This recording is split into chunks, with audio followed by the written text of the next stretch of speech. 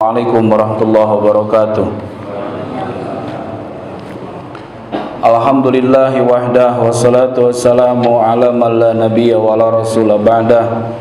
Asyhadu an la ilaha illallah wahdahu la syarikalah wa asyhadu anna Muhammadan abduhu wa rasuluh. Subhanaka la ilma lana illa ma 'allamtana innaka antal alimul hakim. Wa tub alaina innaka antat tawwabur rahim wa taqabbal minna innaka antas samiul alim. Jemaah Masjid Al-Hidayah yang sama-sama dimuliakan Allah Subhanahu wa taala. Alhamdulillah kita bersyukur Allah beri kemudahan pada kita untuk sama-sama salat maghrib secara berjamaah di awal waktu dan tempatnya di masjid. Mudah-mudahan salat kita diterima oleh Allah Subhanahu wa taala. Amin. Baik, kita lanjutkan pembacaan kitab Isti'dad Liyaumil Ma'ad, syarah adalah Nasaihul Ibad.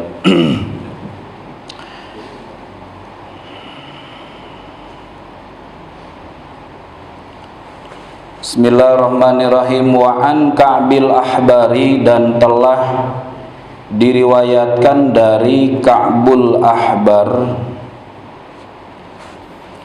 al-husunu, macam-macam benteng atau senjata, lil mu'minina, bagi orang-orang yang beriman, minas syaitani, dari gangguan syaitan, salasun, ada 3 perkara. Al-masjidu, masjid, hisnun, adalah benteng, wa zikrullahi, dan zikrullah, mengingat Allah, hisnun, adalah benteng, wa qiraatul qur'ani, dan qiraatul Qur'an, membaca Al-Qur'an, hisnun, adalah benteng. Dari Ka'bul Ahbar, Ka'bul Ahbar ini adalah malja'ul ulama minal yahud. Beliau seorang tabi'in yang berasal dari agama Yahudi, ya. Dan beliau adalah ulamanya di kalangan para tabi'in, maka disebut dengan Ka'bul Ahbar. Ahbar ini jamak dari kata habrun, artinya apa, Pak? Tinta, ya. Orang yang banyak tintanya, artinya orang yang banyak ilmunya. Nah, Ka'bul Ahbar ini beliau masuk Islam pada zaman Sayyidina Umar bin Khattab. Ya, berarti bukan sahabat, namanya tabi'in, karena masuk Islam di zaman sahabat, ya. Walaupun beliau sezaman dengan Nabi Muhammad SAW, akan tetapi beliau masuk Islam baru di zaman Sayyidina Umar. Maka kalimat atau makalah yang baru saja dibaca itu bukan hadis, ya, bukan akhbar, tapi asar, ya. Jadi kalau ada riwayat yang nyambungnya sampai Rasulullah Sallallahu Alaihi Wasallam, maka itu namanya akhbar, akhbar atau hadis. Tapi kalau riwayat itu nyampainya kepada sahabat saja, maka disebutnya asar. Nah, ini adalah asar, ya, dari Ka'bul Ahbar. Ka'bul Ahbar ini adalah yang membuka kebohongan-kebohongan yang terjadi di dalam kitab Taurat, gitu ya. Karena Ka'bul Ahbar ini bapaknya pendeta. Beliau mengatakan, "Allamani abid Taurata", telah mengajarkan kepadaku kitab Taurat. Ya, bapakku telah mengajarkan kitab Taurat. Jadi Ka'bul Ahbar ini dari kecil dididik dengan ajaran Taurat oleh bapaknya, karena bapaknya seorang rahib atau pendeta Yahudi. Illa sifron wahidan, kecuali ada satu lembaran Taurat yang tidak diajarkan oleh bapaknya. Kana yakhtimuhu wa yudkhilhu sunduk. Yang satu lembar dari kitab Taurat itu kemudian disembunyikan dan dimasukkan ke dalam peti, kemudian dikunci. Jadi ada satu lembaran kitab Taurat yang dirahasiakan oleh bapaknya, yang tidak diajarkan kepada putranya, yaitu Ka'bul Ahbar. Falamma mata abi, kata Ka'bul Ahbar, ketika bapakku meninggal, fatahtuhu, maka aku membuka peti tersebut, faidan fihi nabiyyun yakhruju akhiruz zaman. Maka dengan kaget, di dalam satu lembaran tersebut ada berita akan lahirnya seorang nabi akhir zaman, yaitu Nabi Muhammad sallallahu alaihi wasallam. Jadi berita akan lahirnya nabi akhir zaman itu sudah ada di dalam kitab Taurat, cuman disembunyikan, tidak diajarkan kepada umatnya. Bahkan oleh ayahnya Ka'bul Ahbar disembunyikan, tidak diberitahu kepada anaknya. Faidan fihi nabiyyun yakhruju akhiruz zaman. Di dalam lembaran itu ada berita, ada nubuwah bahwa akan lahir seorang nabi akhir zaman, mauliduhu bi Makkah wa hijratuhu bil Madinah wa sultanuhu bisyam. Yang mana seorang nabi ini kelahirannya sudah disebutkan, Pak.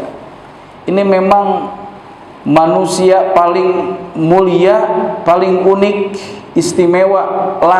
Belum lahir orangnya sudah dikasih tahu di mana lahirnya, hari apa lahirnya, hijrahnya kemana, apa yang dilakukan, itu sudah disampaikan di dalam kitab-kitab Taurat atau dalam kitab sebelumnya. Sehingga mereka dikatakan di dalam Al-Quran, ya'rifunahu kama ya'rifuna abna'ahum.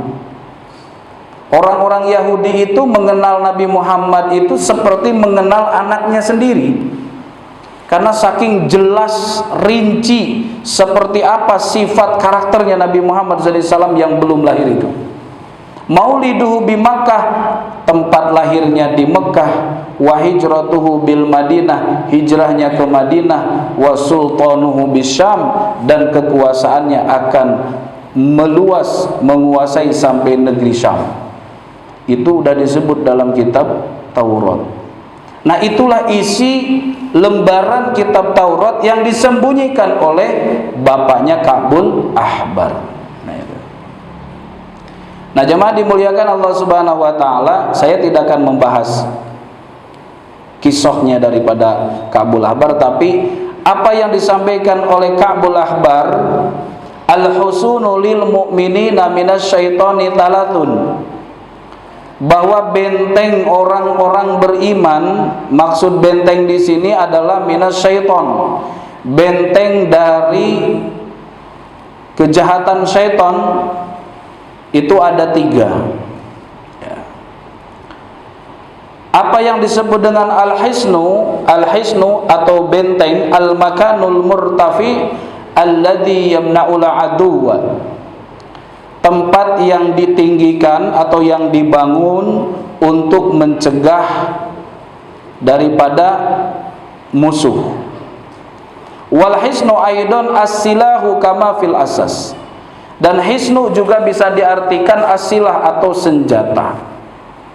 Jadi intinya bahwa orang beriman itu punya 3 senjata, punya 3 benteng, benteng pertahanan dari godaan syaitan. Benteng yang pertama adalah al-masjidu. Adalah apa? Masjid. Ya, ini benteng pertama. Jadi sepanjang mau memakmurkan masjid, insya Allah selamat dari godaan syaitan. insya Allah imannya selamat. Innama ya'muru masajidallah man amana billahi wal yaumil akhir. Ya, sesungguhnya orang yang memakmurkan masjid-masjid Allah hanyalah orang-orang yang beriman kepada Allah. Ya, sepanjang kita masih menghubungkan diri kita dengan masjid, aktif di masjid, insya Allah aman, selamat. Kenapa? Li'annahu mahalludz dzakirina wal malaikah. Karena sesungguhnya masjid itu adalah tempatnya orang-orang yang berzikir dan tempat berkumpulnya para malaikat. Ya. Jadi orang yang sering ke masjid, orang yang mau memakmurkan masjid, mereka adalah orang-orang yang bersahabat dengan para malaikat. Oh, ini makanya nih nurnya kelihatan, bercahaya semua, karena cahaya-cahaya malaikat. Ya, tapi kalau ngumpulnya di mana itu, di kafe atau di mana, nah itu bukan nurnya, bukan nur malaikat itu ya, tapi nurnya nur, nur Laila gitu ya. Jamaah dimuliakan Allah, jadi masjid inilah benteng pertahanan umat Islam. Maka kita sebagai umat Islam harus peduli dengan kemakmuran masjid. Ya. Karena masjid itu kalau di zaman Nabi multifungsi. Ya, ada yang menyebut masjid itu adalah Baitullah. Pertama Baitullah. Baitullah itu artinya rumah Allah. Rumah orang untuk ibadah kepada Allah, untuk sujud, untuk doa, untuk zikir kepada Allah. Maka siapapun niatnya untuk taqarrub, ibadah kepada Allah, maka dipersilahkan untuk masuk masjid. Ya. Kan ayatnya waman adlamu mimman mana'a masajidallah ayyudhkara fi hasmuh. Tidak ada manusia paling zalim melainkan orang yang mencegah orang lain untuk memakmurkan masjid-masjid Allah, untuk berzikir di dalamnya. Jadi jangan kita membatasi orang untuk memakmurkan masjid, untuk beribadah di dalam masjid. Masjid 1 kali 24 jam terbuka bagi orang yang mau beribadah. Apapun nama, apa namanya ya, mereknya gitu ya. Kadang sekarang ini orang Islam punya merek masing-masing. Padahal sebenarnya nggak ada, Islam tuh nggak ada merek-merekan. Islam ya Islam, ya kan, ana muslimun. Ya, saya adalah muslim, selesai, titik. Ya, nggak pakai merek A, B, C kan gitu. Tapi kalau udah kadung pakai merek gitu kan, nah itu nggak usah kita terlalu dipermasalahkan. Tasamuh saja. Ya, tasamuh itu artinya apa? Toleran. Jadi masjid ini ya mau tidak mau memang sekarang akhir zaman ini fitnah yang paling besar bagi umat Islam adalah asabiyah. Virus yang paling berbahaya hari ini, ya, yang paling berbahaya bagi umat Islam adalah asabiyah. Apa asabiyah? Apa asabiyah itu? Fanatisme, fanatik golongan, fanatik madhab, fanatik kelompok, organisasi, partai dan sebagainya. Ini yang berbahaya, ya, lebih bahaya daripada corona, Pak. Karena yang membuat umat Islam hancur, diinjak-injak, dihina, ya, itu karena umat Islam terkotak-kotak. Dulu ketika umat Islam itu bersatu, maka 2/3 dunia dikuasai oleh Islam. Orang-orang Eropa belajar ilmu pengetahuan itu dari orang Islam. Ilmu ekonomi, ilmu astronomi, ilmu kedokteran, matematika, semua itu dari Islam. Islam jaya. Kenapa? Karena Islam bersatu. Tidak tersekat oleh kelompok, organisasi atau madhab. Ya. Jadi yang harus kita bangun sekarang supaya masjid kita makmur adalah hidupkan 3T. Ya, 3 apa Pak? 3T. T yang pertama adalah apa? Tawazun. Nah, ya. T yang pertama tawazun. Tawazun itu seimbang. Karena ini merupakan prinsip Islam. Islam itu agama yang seimbang. Islam bukan hanya mengatur masalah sholat, puasa, haji, ya. Tapi juga Islam mengatur berbagai aspek kehidupan manusia. Kalau kata Syekh Hasan Al-Banna apa? Nizamun syamilun yatanawalu mazahirul hayati jami'an. Bahwa Islam itu adalah sistem yang sempurna, yang menyeluruh, yang menyentuh semua aspek kehidupan manusia. Baik itu ibadah, baik itu sosial, baik itu politik, ekonomi, itu semuanya diatur oleh syariat Islam. Ya, jadi kita tawazun. Ada kebutuhan ruhani, ada kebutuhan jasmani, betul gak? Ini makanan rohani apa jasmani nih? Rohani ya. Nanti ada makanan jasmani ya, habis isya. Gitu, di rumah masing-masing. Ya, ada kebutuhan tuh, ada kebutuhan jasmani, rohani. Ada hakullah, ada hakul ibad. Ya. Ada hak Allah, ada hak hamba. Kita sebagai manusia punya istri, ada hak istri, punya anak, ada hak anak, punya tetangga, ada hak tetangga, mesti ditunaikan. Ada kebutuhan dunia, ada kebutuhan agama, ini harus ditunaikan. Karena Islam adalah agama yang tawazun, agama yang seimbang. Sehingga Nabi melarang kalau ada orang tuh puasa terus, gak makan-makan. Itu namanya puasa apa namanya? Sepanjang tahun itu. Jadi kalau ada orang puasa terus-terusan tiap hari puasa, nggak ada bukanya, maka itu dilarang. Itu namanya gulu, berlebihan dalam agama. Ya, karena kata Nabi, fa inni asumu wa uftiru, aku puasa dan aku juga makan. Ada orang yang sholat terus tiap malam, tahajud, nggak pernah tidur, istri pun nggak disentuh. Nah, itu dilarang oleh Nabi. Ya, kata Nabi, fa inni usalli wa arkud, aku sholat, aku juga tidur. Jadi jangan merasa lebih hebat dari Rasul. Rasul saja memberi contoh, beliau kadang bangun sholat tahajud, tapi beliau juga istirahat, tidur. Karena badan itu ada haknya, istri juga ada haknya. Kemudian ada orang yang wa tajilun nisa.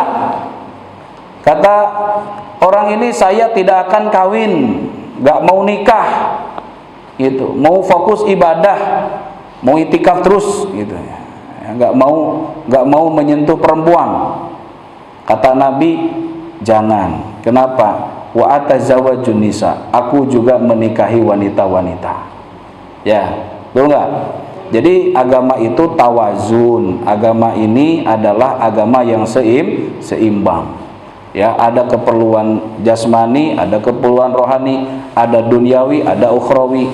Ya, dunia terus nggak mikirin akhirat, itu nggak seimbang.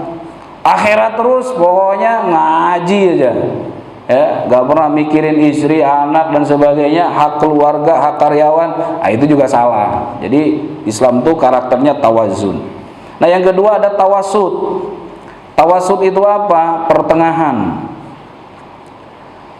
Jadi di dalam berakidah, di dalam ibadah, kita ambil jalur tengah. Jangan ekstrim kanan atau ekstrim kiri, gitu ya. Contoh misalnya dalam akidah, di awal-awal perkembangan Islam itu kan ada 3 sekte dalam akidah. Ada namanya kelompok Murji'ah, ada kelompok Mu'tazilah, ada kelompok Ahlus Sunnah wal Jamaah. Kalau kata Murji'ah, ya, kelompok Murji'ah itu amal itu bukan syarat sahnya iman. Artinya kalau ada orang yang mengucapkan syahadat tapi tidak sholat, tidak puasa, gitu, ya, pasti masuk surga. Itu kata Murji'ah, walaupun dia nggak sholat. Nah, kemudian ada kelompok yang berlawanan dengan Murji'ah, yaitu Mu'tazilah. Kalau kata Mu'tazilah, bahwa amal itu adalah syartu sihatil iman, syarat sahnya iman. Jadi kalau ada orang yang mengucapkan syahadat tapi tidak sholat, maka dia kafir dan masuk neraka, gitu. Kekal di dalam neraka walaupun bersyahadat. Tapi kalau nggak sholat karena nggak ngamalin syariat Islam, maka dihukumi kafir. Kenapa? Karena amal menurut Mu'tazilah adalah syartu sihatil iman, syarat sahnya iman. Jadi kalau tidak mengamalkan syariat Islam, maka dianggap tidak sah imannya. Akhirnya dari dua pemahaman ini yang bertentangan, ya berlawanan, maka muncul kelompok yang ketiga, namanya Ahlus Sunnah wal Jamaah. Yang mana Ahlus Sunnah wal Jamaah berpendapat bahwa amal bukan syartu sihatil iman, bukan syarat sahnya iman, tapi syartu kamalil iman, syarat sempurnanya iman. Artinya kalau ada orang syahadat tidak sholat, tetap disebut beriman, gitu ya. Ya, kalau misalkan ada orang ngaku Islam, agamanya Islam, KTP-nya Islam, namanya aja solihin, gitu kan? Kan nggak ada orang non Muslim namanya solihin, gitu ya. Namanya aja namanya soleh, gitu kan? Tapi nggak sholat, Muslim bukan? Muslim. Kalau menurut Ahlus Sunnah wal Jamaah, dia mukmin, dia Muslim. Ya. Bagaimana dia meninggalkan sholat? Ah, itu terserah Allah. Kalau dia diampuni dosanya, berarti masuk surga, kan gitu. Ya, kalau diampuni dosanya, karena innallaha la yaghfiru ayyushraka bihi wa yaghfiru ma duna dzalika liman yasha. Allah tidak akan mengampuni dosa syirik dan mengampuni dosa selain syirik bagi orang yang dikehendakinya, kan begitu. Jadi kalau menurut Ahlus Sunnah wal Jamaah, amal itu adalah syartu kamalil iman, syarat sempurna iman. Nah, ini dalam akidah ada namanya jalur tengah, tawassut, ya. Maka Ahlus Sunnah wal Jamaah itu ngambil jalur tengah. Contoh lagi di dalam kita beribadah, ini banyak sekali contohnya dalam beribadah itu, dalam sholat, ya. Terutama kita dalam ibadah ini banyak yang pakai atau mengikuti mujtahid, ulama mujtahid, atau disebut ulama madhab, betul gak? Kita di dalam bermadhab juga tidak boleh yang namanya ta'assub atau asobiyah, ya. Mau ikut Imam Hanafi boleh, pendapat di dalam syariahnya, mau ikut Imam Maliki boleh, mau ikut Imam Syafi'i boleh, mau ikut Imam Hambali pun boleh. Jangan kemudian kita mengambil satu madhab, menganggap madhab yang lain salah. Nah, itu namanya asobiyah, itu namanya fanatik golongan. Itu penyakit, ya. Kalau kita sudah berorganisasi Islam misalnya, satu organisasi yang kita ambil, kita pilih, jangan menganggap orang lain salah atau sesat. Karena kalau sudah takfir, nah itu adalah udah kena tadi dengan karakternya Mu'tazilah. Karena kalau Mu'tazilah itu beda, ya, beda dikit atau beda tidak sesuai dengan pemahamannya, maka dikenakan hukum takfir, kafir. Nah, ini bahaya. Jadi bahayanya kita mengkafirkan sesama muslim. Maka ketika kita di masjid ini, ya, kita harus tasamuh, ya. Tasamuh itu apa? Toleransi. Jemaah dimuliakan Allah Subhanahu wa taala, 4 madhab saja, masing-masing ulama madhab seperti Imam Hanafi, Imam Maliki, Imam Syafi'i, Imam Hambali, beliau tidak pernah fanatik dengan madhabnya sendiri, ya. Jadi beliau sendiri adalah toleran, tasamuh. Seringkali kita mendengar kisah di mana Imam Syafi'i ketika menjadi imam sholat di masjidnya Imam Maliki, beliau tidak pakai kunut. Ya. Dan begitu pula Imam Ahmad bin Hambal ketika mengimami sholat di belakang gurunya Imam Syafi'i, beliau juga kunut. Berarti apa? Itu yang namanya tasamuh. Ulama madhab tidak ada yang ta'assub atau yang fanatik. Contoh misalnya ada ungkapan Imam Hanafi atau Imam Abu Hanifah, idza qultu qaulan yukhalifu kitaballah wa khabarar Rasul sallallahu alaihi wasallam fatruku qauli. Apabila pendapatku bertentangan dengan Al-Qur'an dan sunnah Rasulullah sallallahu alaihi wasallam, maka tinggalkan pendapatku. Begitu, Pak, dalam agama ini. Kita mengikuti madhab itu hanya bagian-bagian yang tidak bertentangan dengan dalil qat'i, ya, dengan Quran dan sunnah.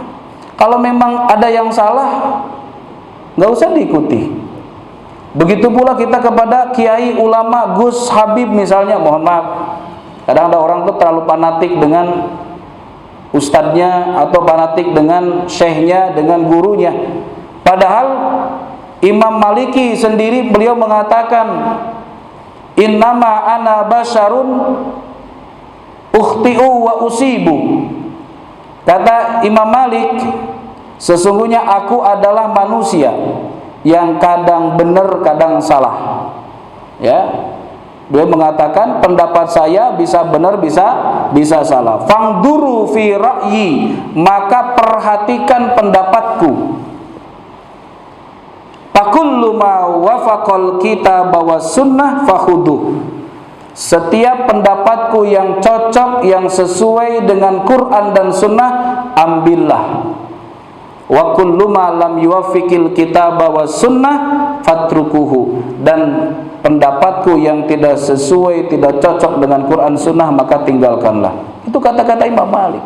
Apalagi hanya sekedar ustadz atau gus Imam Malik yang beliau sebagai ulama mujtahid, hasil ijtihadnya itu ya kalau dilihat dari segi kapasitas ilmunya itu 90% lah benar, Pak, gitu kan? Ya, kalaupun ada salah kan hasil ijtihad. Ya, orang itu kalau berijtihad dengan ilmu yang cukup, benar hasil ijtihadnya, falahu ajroni, pahalanya kan 2. Kalau orang itu berijtihad dengan ilmunya, kemudian tidak tepat hasil ijtihadnya, tetap dia dapat pahalanya 1. Kan begitu. Jadi tidak ada keharusan kita harus berta'assub kepada salah satu ulama, ya, berfanatik kepada ulama. Kata Sayyidina Ali apa? Ahbib habibaka haunamma asa ayyakuna bagidoka yaumamma. Cintailah seseorang itu sedang-sedang saja, karena boleh jadi pada suatu hari nanti akan menjadi orang yang paling dibenci. Betul nggak? Ya, kadang kita senang banget sama ustadz, sama kiai, sama habib, sama gus, ya kan? Ada sesuatu yang tidak sesuai, tidak berkenan gitu kan? Akhirnya dia sangat benci. Orang yang terlalu senang, terlalu cinta, nanti satu saat dia akan menjadi terlalu benci. Ya, dulu ada tuh, ada ustadz apa namanya itu ya di Jawa Barat, disukai sama ibu-ibu, ya, fotonya sampai dipajang di dinding-dinding itu, bangga, seneng, bisa foto, ya kan, cinta banget, ya kan. Tapi ada sesuatu yang tidak sesuai, bukan tidak sesuai dengan syariat, sesuai dengan syariat, tapi tidak sesuai dengan adat ibu-ibu, dengan sunnah ibu-ibu, ya kan? Bertentangan, tidak bertentangan dengan sunnah Nabi, tapi bertentangan dengan sunnah ibu-ibu. Wah, dibenci itu, diturunin foto-fotonya. Ya kan? Artinya apa? Biasa-biasa saja, mencintai orang biasa saja, supaya nanti kalau nggak suka juga biasa saja. Begitu pula sebaliknya, kalau membenci orang, wa abghid bagidoka Hauna, kalau benci sama orang, benci biasa-biasa saja. Asa yakuna habibaka yaumama, nanti suatu saat akan menjadi orang yang paling kamu cintai. Ya, jangan bilang, wah amit-amit saya punya suami kayak dia. Itu dia yang amit-amit, sampai ngeludah segala kan gitu. Taunya jadi jodoh, jadi suaminya. Dulu bilang amit-amit, ya kan, sekarang jadi imut-imut, ya kan. Jangan terlalu benci, ya, jangan terlalu benci, jangan terlalu cinta. Maka tawassut, pertengahan. Begitu pula kita dalam agama, kita diajarkan untuk tawassut. Bermadhab juga kita tawassut, ya. Kata Imam Syafi'i, ya, ini Imam Syafi'i, beliau mengatakan, idza shahhal hadits fahuwa madhhabi. Apabila hadis yang dipakai oleh beliau sahih, maka itulah pendapatku. Begitu. Jadi Imam Syafi'i pun nggak memaksa kita harus ikut saya karena pendapat saya paling benar, nggak begitu. Ya. Jadi ikuti saja pendapat ulama, ya, yang sesuai, gitu ya. Kemudian Imam Ahmad juga mengatakan, la tuqallidni, gitu ya, wala tuqallid Malikan, wala Syafi'iyya, wala Auza'iyya, wala Tsauriyya, wa khudh min haitsu akhudhu. Ya. Janganlah kamu taklid. Taklid itu mengikuti tanpa ilmu. Ya, namanya taklid buta. Ya, taklid buta. Janganlah kamu taklid kepadaku, janganlah taklid kepada Imam Malik, janganlah taklid kepada Imam Syafi'i, janganlah taklid kepada Imam Auza'i, janganlah taklid kepada Imam Ats-Tsauri, wa khudh min haitsu akhadhu. Tapi ambillah pendapat mereka dari mana sumber yang mereka ambil. Ya. Kalau sesuai dengan Quran Sunnah, ambillah pendapat mereka. Kalau tidak, gak usah diikuti. Jadi intinya apa? Di dalam kita bermadhab, maka yang baik kita ambil, yang tidak baik gak usah kita ikuti. Kan gitu aja. Ulama, ustadz, kiai juga begitu. Ya, ada kiai bagus, baik, ikuti kebaikannya. Ada kiai yang gak benar, yang gak baik, jangan diikuti. Selesai. Nah itu. Jadi itu namanya prinsip tawazun, tawassut, tasamuh. Nah itu kita terapkan di masjid kita. Jadi seimbang, ambil pertengahan, dan kita toleransi. Nah insya Allah kalau masjid kita menerapkan 3T ini akan menjadi masjid yang nyaman bagi jamaah. Nah, karena masjid itu adalah Baitullah, masjid adalah rumah Allah, hamba Allah yang mau ibadah di masjid kita terbuka. Kemudian masjid adalah Baitul Mal. Masjid ini adalah tempat pengelolaan harta umat Islam. Umat Islam itu harusnya kekayaannya, hartanya dikelola oleh masjid. Sehingga ada namanya lembaga amil zakat atau badan amil zakat. Jadi tidak ada yang namanya pembubaran. Ada yang dibubarin nggak sini? Amil zakatnya bubar katanya, itu nggak boleh bubar. Amil zakatnya harus berjalan, berlaku sampai sepanjang tahun, itu harus ada. Kalau zakat fitrah, ya habis di hari raya Idul Fitri. Tapi kalau zakat mal kan harus dikelola, sehingga masjid itu menjadi menjadi pemberdayaan ekonomi jamaah atau umat. Iya. Kalau ada yang nggak punya usaha, kemudian butuh modal, bisa pinjem modalnya dari Baitul Mal. Itulah yang diterapkan di Jogokarian, ya, di Masjid Al-Falah Sragen. Karena masjid memberikan solusi buat ekonomi masyarakat. Karena masjid bukan hanya Baitullah, tapi masjid adalah Baitul Mal. Masjid juga Baitul Tarbiyah. Masjid adalah tempat pendidikan. Maka masjid harus melahirkan ulama-ulama. Masjid harus melahirkan ilmuwan-ilmuwan. Ya, dulu Pak ada tokoh-tokoh Islam yang menjadi ahli ekonomi, menjadi ahli astronomi, ahli kedokteran, ahli matematika dan sebagainya. Itu munculnya dari masjid. Wah, coba tuh kalau Al-Hidayah itu punya sekolah. Itu ya. Itu luar biasa. Makanya kenapa ada Al-Azhar? Itu kan bermula dari apa? Dari masjid. Karena memang masjid harus melahirkan alim ulama. Ya. Alim dan ulama. Maka masjid minimal masjid itu harus punya madrasah. Itu standar, Pak. Standar masjid itu punya madrasah. Ya, harus ada madrasah tempat belajar. Ya minimal belajar ngaji dah gitu ya. Kalau nggak belajar matematika, bahasa Arab, bahasa Inggris atau apa IPA, IPS di masjid nggak mungkin sekarang nggak masuknya ke sekolah kan gitu. Mestinya yang punya sekolah itu masjid, gitu ya. Jadi karena masjid adalah baitut tarbiyah. Kemudian masjid itu adalah baitut dakwah. Masjid adalah tempat dakwah. Masjid adalah tempat membentuk para dai-dai Allah.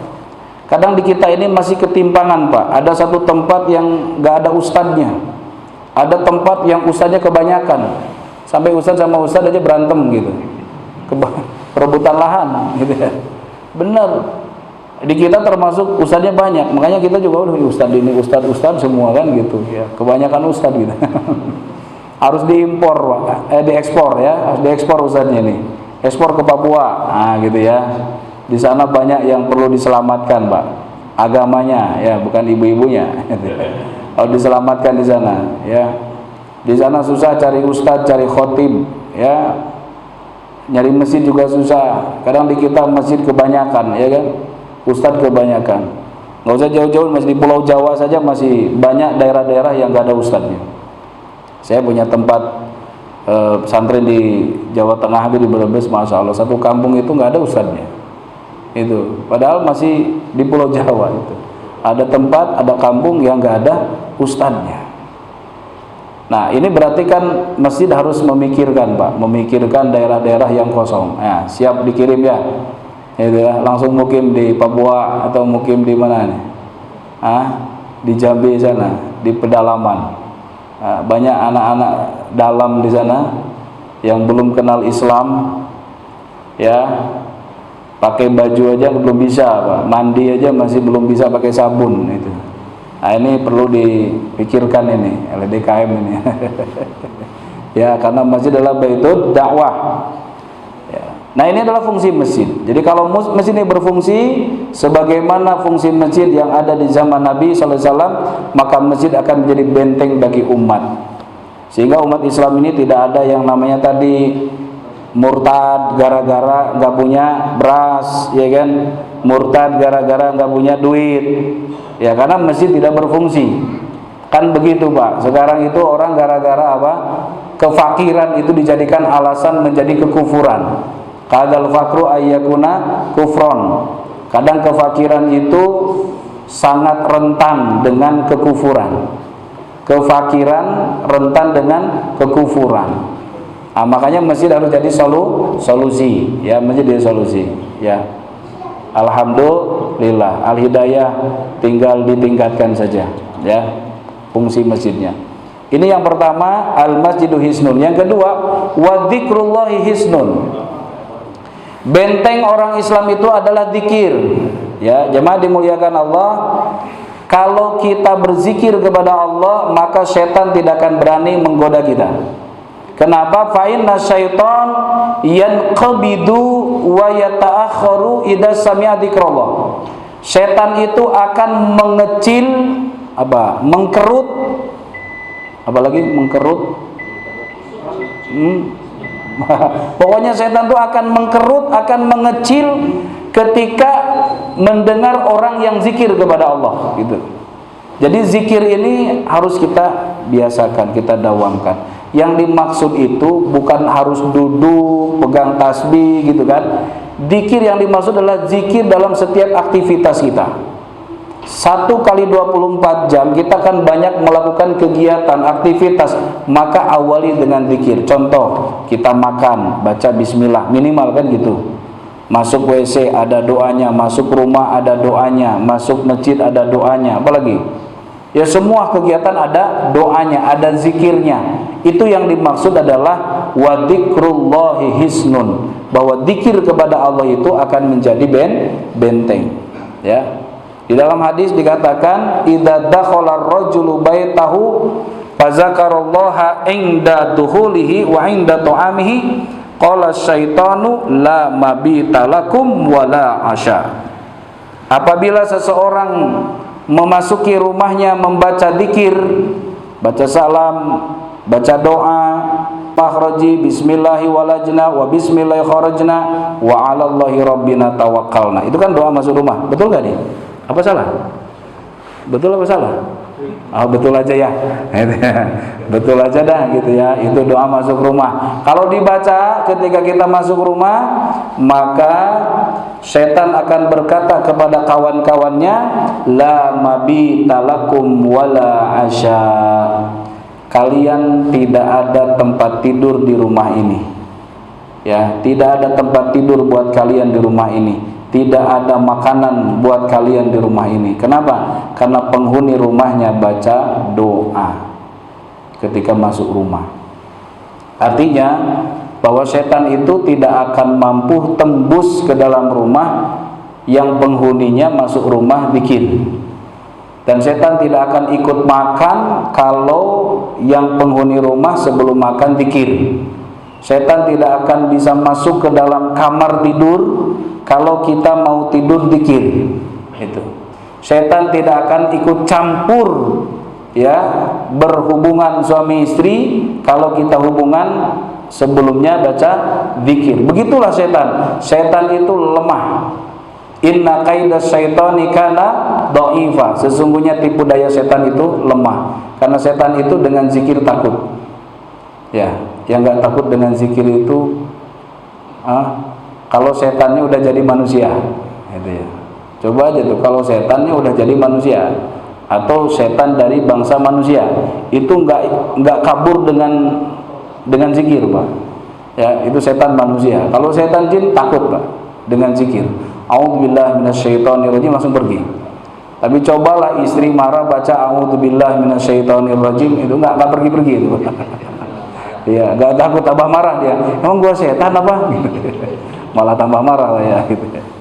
Ya, jadi inna kaidas syaitani kana dha'ifa. Ya, bahkan kalau di dalam surah Yusuf itu inna kaidahunna azim, begitu ya. Sesungguhnya tipu daya wanita itu lebih dahsyat gitu daripada tipu daya setan. Kalau sama setan bapak gampang ngusirnya, tapi sama perempuan gampang diusirnya. Nah, itu susah Pak ngusirnya.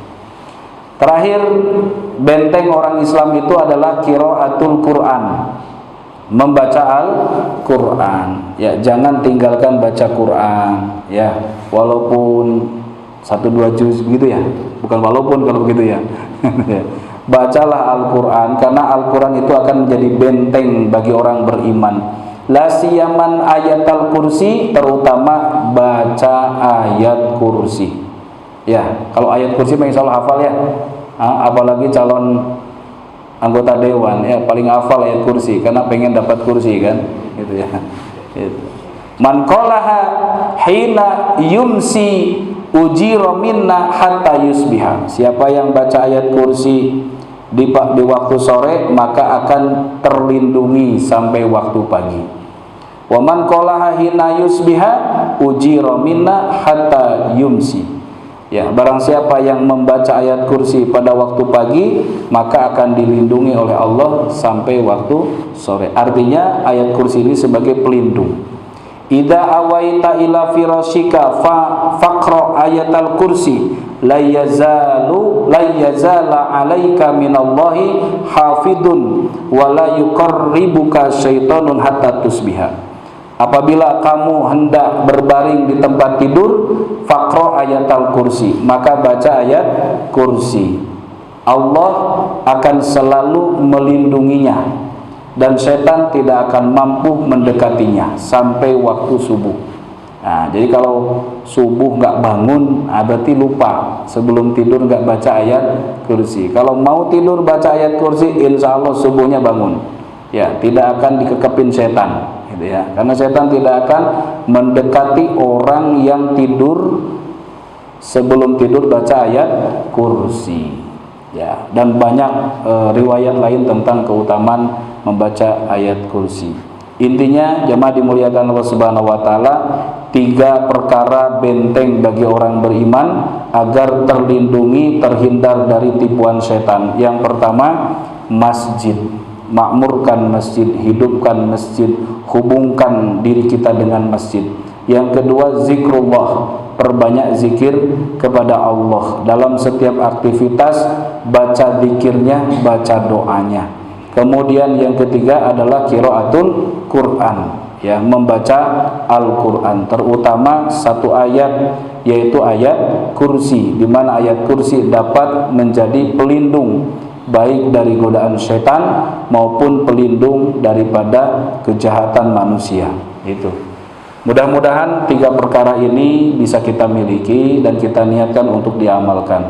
Mudah-mudahan Allah memberikan ilmu yang manfaat, apa yang sudah kita dengarkan bisa diamalkan, dan semoga kita semuanya mendapat ilmu yang barokah sehingga membawa keberkahan bagi keluarga kita, anak keturunan kita menjadi anak yang soleh dan solehah. Kita akhiri dengan doa kafarah majlis. Subhanakallahumma wa bihamdika asyhadu an la ilaha illa anta astaghfiruka wa atubu ilaik. Terima kasih, mohon dimaafkan kekurangan kehilafan. Wassalamualaikum warahmatullahi wabarakatuh.